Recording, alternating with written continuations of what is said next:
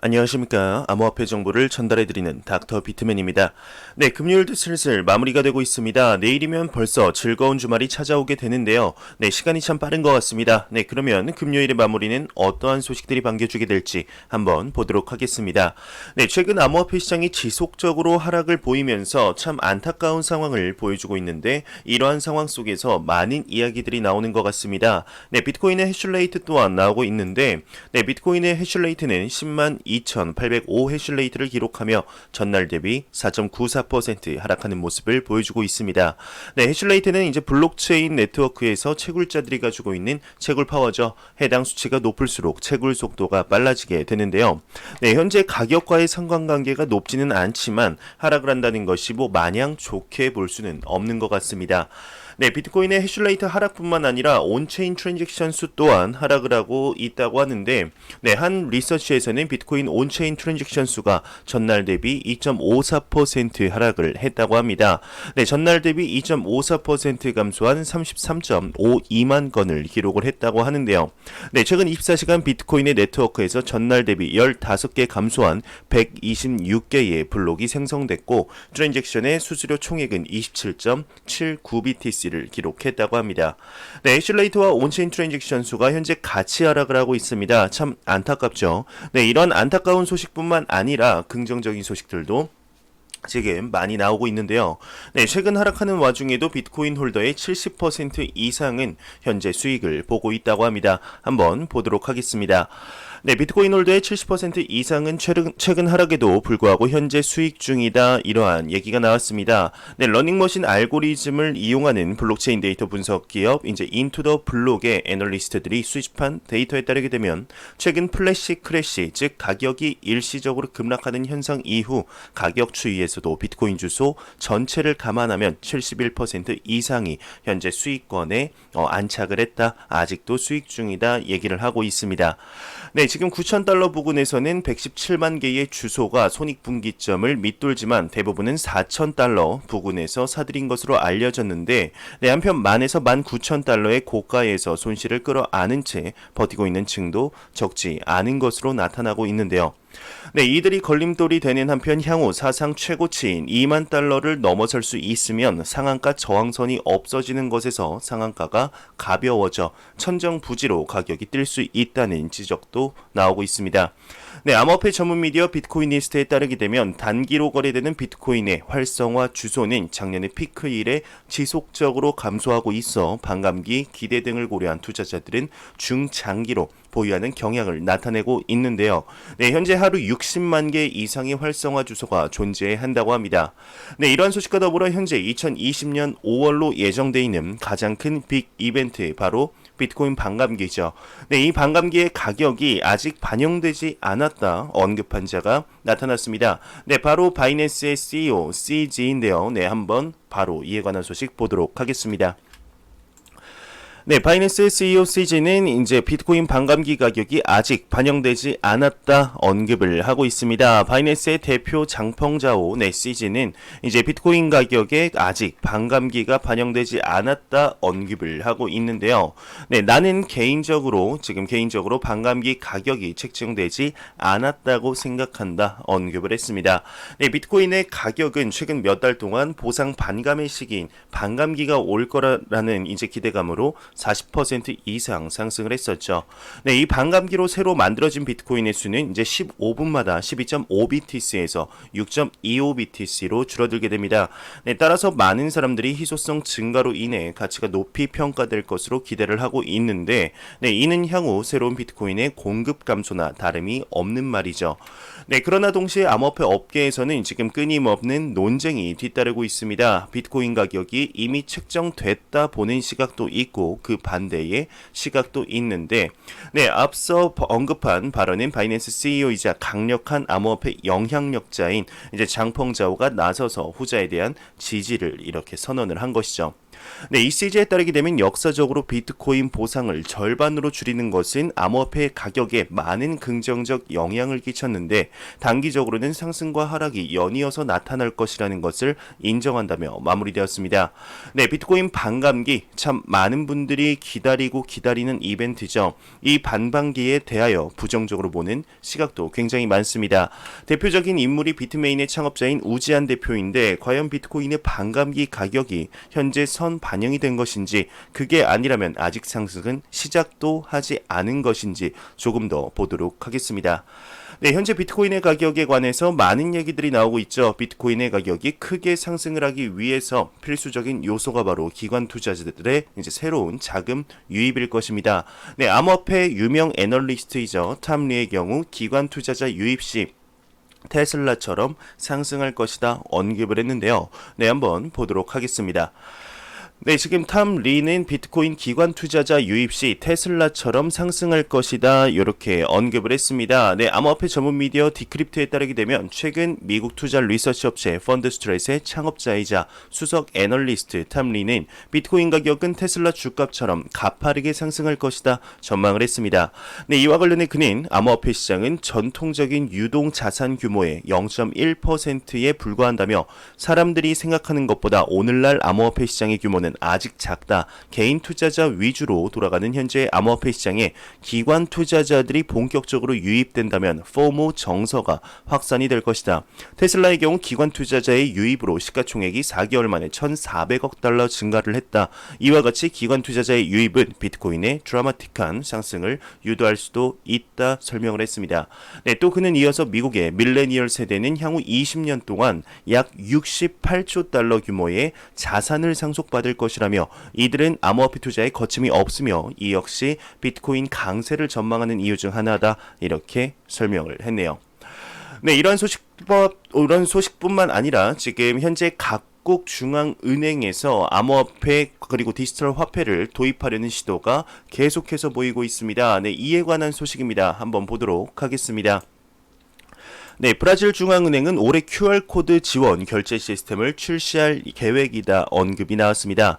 네, 브라질 중앙은행이 QR코드를 통해서 24시간 연중 무휴 즉시 결제 시스템을 출시할 계획이라고 합니다. 암호화폐 트랜잭션 거래에도 대응한다고 하는데 네, 19일 발표에 의하면 시스템의 명칭은 PIX죠. 올해 11월에 출시될 예정입니다. 사용자는 스마트폰으로 즉시 결제를 보내고 받을 수 있는데요. 네, PIX는 중앙은행에 의해 관리되는 중앙 집권적인 결제 인프라라고 합니다.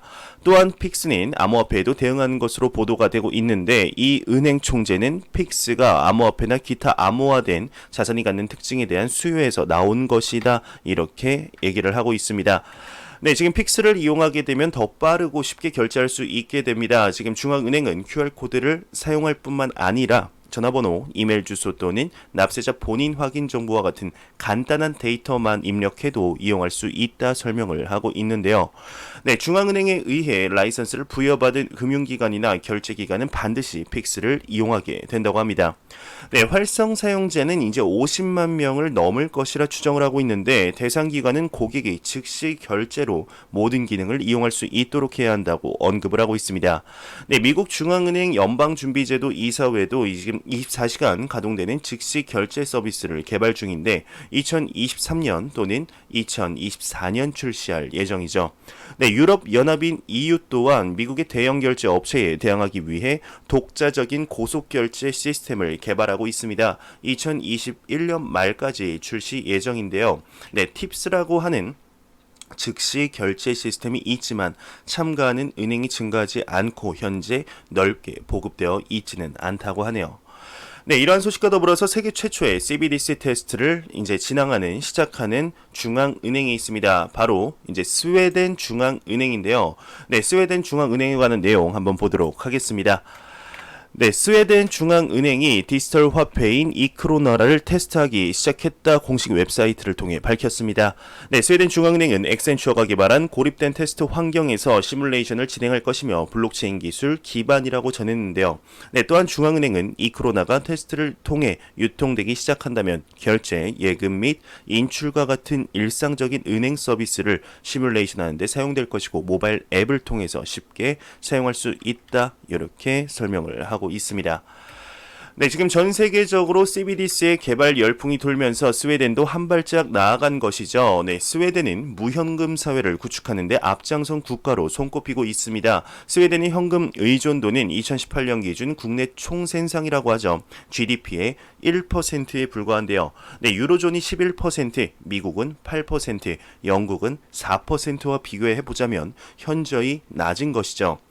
네, 스웨덴 사람들은 신용카드나 직불카드, 모바일 결제를 주로 사용을 합니다. 현금 결제 비중이 20%에 그치는데 절반 이상의 은행들은 현금을 보관하고 있지 않죠. 네, 비트코인리스트는 세계에서 현금 의존도가 가장 낮은 스웨덴이 디지털 화폐를 효과적으로 구현할 수 있는지 분석하는 게 이번 프로젝트의 목적이라고 설명을 했는데요. 네, 이번 프로젝트의 관건은 결제가 이제 문자를 주고 받는 것만큼 쉬운가, 이게 관건이라고 합니다. 스웨덴이 유럽 최초로 시험대에 오른 만큼 세계 각국의 이목이 쏠리고 있는데, 네, 이 결과에 따라 국가들이 디지털 화폐 발행을 서두를 수도, 그리고 늦추거나 계획을 아예 중단할 수도 있는 최초의 참고 사례가 되기 때문이죠. 네, 중국이 오랜 기간 디지털 화폐를 연구해 왔고 현재 테스트를 진행하고 있기는 하나 이제 중국 당국이 진행 과정을 철저히 감추고 있는 데다 사회주의 국가 체제상 미국, 유럽 등에 도입하기엔 적절하지 않다는 분석도 굉장히 많습니다. 네, 현재 일본도 유력한 후보죠. 일본의 경우 중국의 디지털 위안에 대한 우려가 커 이에 대항할 이제 디지털 옌을 조속히 도입해야 한다는 입장인데요. 네, 미국에서도 달러 패권을 뺏기지 않으려 디지털 달러를 발행해야 한다는 목소리도 굉장히 커지고 있는 상태죠. 전 CFTC 위원장이었던 지안 카를로 역시 미국 통화의 다음 혁신이 디지털 달러라고 설명을 하면서 디지털 달러 재단을 설립을 했죠. 네, 과연 전 세계에서 이제 CBDC 및 화폐 혁신의 기조가 돌고 있는 지금 어떤 식으로 진행을 하게 될지 지켜보도록 하겠습니다. 네, 이러한 소식과 더불어서 매일같이 나오는 리플 XRP에 관한 소식이 오늘도 또한 나왔습니다. 리플사에서 XRP 관련 부정사기 행위에 대해서 새로운 폼을 제작했는데 일단 내용 한번 보도록 하겠습니다. 네, 리플 XRP 관련 부정 사기 행위에 대한 이제 새로운 대응을 실시한다 언급이 나왔습니다. 네, 리플은 이제 이용자들이 암호화폐 XRP나 XRP 레저와 관련된 사기나 부정 행위를 보고할 수 있는 보고폼을 새로 이렇게 도입을 했다고 합니다. 네, SNS나 유튜브 상에서는 리플 공식 이제 XRP 무료 배포를 가장한 사기 행각도 곳곳에서 발견이 됐죠. 해당 지갑에는 송금 이력이 다수 확인돼 피해 상황이 확인이 됐습니다.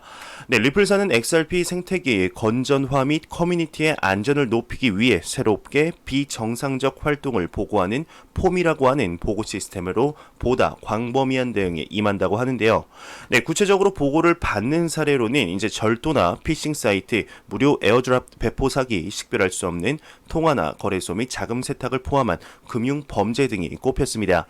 네, 발표에 의하면 리플사는 금전적 손실이 발생해도 손실을 보상하거나 트랜잭션의 되감기 등을 실시할 권리는 없다고 분명히 하고 있는데요.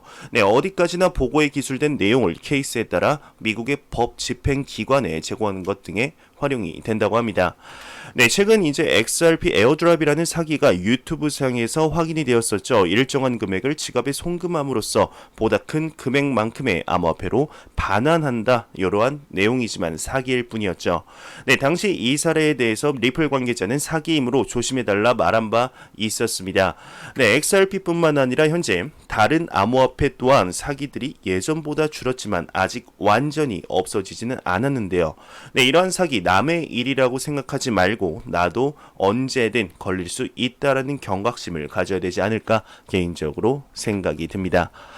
네, 이런 소식과 더불어서 중국의 인민은행은 디지털 화폐 특허 출원수가 87건이라고 합니다. 네, KOB에 따르게 되면 20일 기준 디지털 화폐와 관련해 중국 인민은행 디지털 화폐 연구소가 출원한 특허 수는 65건, 인민은행 인재과 과학기술 연구소 출원 건수는 22건을 기록하고 있다고 합니다. 네, 빗썸에 관한 소식이 나왔네요. 빗썸이 고객 개인 정보 유출 재판이 2심에 간다라고 하는데, 논객닷컴에 따르게 되면 빗썸의 고객 개인 정보 유출 사건에 대한 형사 재판이 2심으로 넘어가게 됐습니다. 네, 지난 12일 이제 1심 재판부는 빗썸 대주주이자 실운영자로 알려진 A씨와 이제 빗썸 코리아에 각각 벌금 3천만 원을 선고했었는데, 20일 법조계에 따르면 검찰은 지난 18일 피고인 A씨와 빗썸 코리아 측은 지난 19일 항소장을 제출했다고 합니다.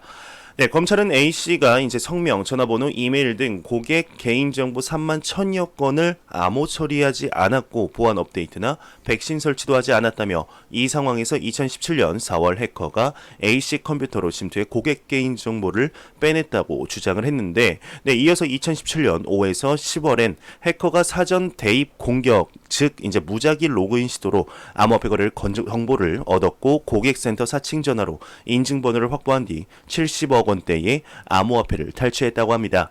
네, 이에 1심 재판부는 피고인 측 혐의를 인정해서 유죄 판결을 내린 바 있다고 하네요. 네, 중국의 마이닝풀 CEO는 비트코인 캐시 채굴세를 도입하는 것이 채굴자 수익에는 큰 타격은 없다, 이런 언급을 하면서 마지막으로 안 보고 가면 섭섭하겠죠. 크립토 공포 탐욕 지수입니다. 네, 44를 기록하며 전날과 크게 다르지 않은 모습을 보여주고 있는데요. 공포 단계가 지속되고 있는 것이죠. 네, 이 지수는 0이면 공포, 100이면 낙관이라고 보시면 됩니다. 44, 낮은 지수죠. 높은 지수 아닙니다. 2월달이 정말 얼마 남지 않았는데 2월달이 마무리되기 전에는 한 60, 70까지 80까지는 바라지도 않습니다. 70까지는 다시 한번 올라가는 그 날이 하루빨리 왔으면 좋겠습니다. 네, 제가 준비해온 소식은 여기까지입니다. 마지막으로 코인마켓캡에서 가격 보고 마무리하도록 하겠습니다. 코인마켓캡에서 가격 한번 보도록 하겠습니다. 네, 메이저 탑10 코인들 전반적으로 지금 등락폭이 좀 하락을 하고 있죠. 네, 비트코인 같은 경우는 0.32% 상승하면서 1160만 원대, 이더리움이 0.29% 하락하면서 31만 2천 원대, 리플 XRP가 0.6% 하락을 하면서 329원대를 보여주고 있습니다. 네, 비트코인 더미넌스 같은 경우는 전날 대비 크게 다르지 않는 62.9%로 암호화폐 시장에 매우 강력한 비트코인의 시가총액 점유율을 볼 수가 있겠네요. 네, 제가 준비한 소식은 여기까지입니다. 영상이 도움이 되셨다면 구독과 좋아요 그리고 광고 한 편만 처음부터 끝까지 시청해 주시기 바랍니다. 이 채널은 오직 광고 수익으로 운영이 되게 됩니다. 항상 영상 시청해 주시는 시청자분들, 구독자분들 너무나 감사합니다. 저는 다음 영상으로 찾아뵙도록 하겠습니다. 지금까지 닥터 비트맨이었습니다. 감사합니다.